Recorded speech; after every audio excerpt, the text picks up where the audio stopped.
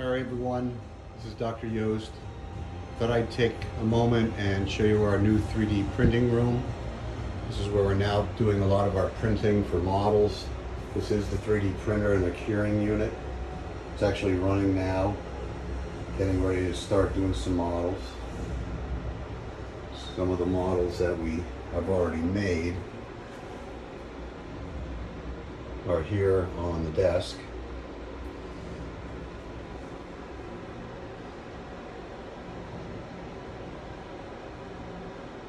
This is our mixer for the resins and our washing unit.